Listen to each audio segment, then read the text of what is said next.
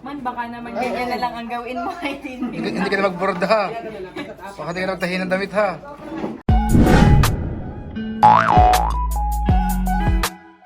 Po siya, which is naka-roll na po siya dun sa gitna, dun nyo na po makikita yung pinakang finished product niyan. Pero after po nilang magawa yan, meron po silang step-by-step na procedure. Ang first step po ay combining ng mga color ng sinulid, ang paggawa po ng design. So here ma'am, we need 1,200 threads. Yun, na-roll po siya sa kahoy na to. Hanggang sa makabuo po ng 200 meters na haba. Then after po makabuo ng 200 meters na haba, taas po talaga yung mata, yung kay-guide ni mami dyan. Richie, yun muna tayong i-guide ko sa'yo.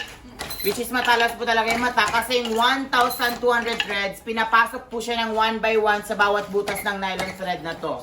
Which is yung inaapakan po nilang nag-alternate po dito sa gitna. Tapos after naman po nun, dito naman po sa suyod, so pinapasok naman po siya dito ng 3 hanggang 4 po na sinulid. Ginagamitan po siya ng sungay ng kalabaw na pinanipis para pumapasok yung bawat hibla po ng sinulid dito sa suyod na to.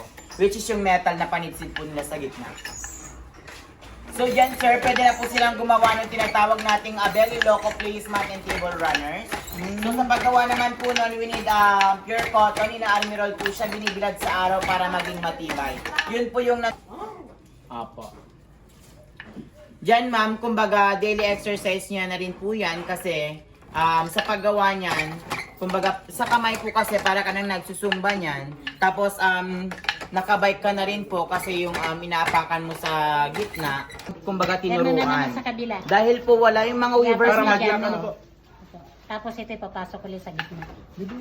Ayan po. Sige po, try niyo po. Dahil po mga kahoy na ginagamit nila dito is more than 100 years na po siya. Galing pa po ito sa mother nung mother ni Mother Christie. Iyapak niyo mabuti, sir. Which is yung may-ari po ngayon. Si Ma'am Christie po ay pang 3rd generation na po sir. Man, baka naman ganyan na lang ang gawin mo. Hindi ka na magborda ha. Baka di ka na magtahi ng damit ha. Actually, kung natuto po kayo sa pagbuborda, matututo rin.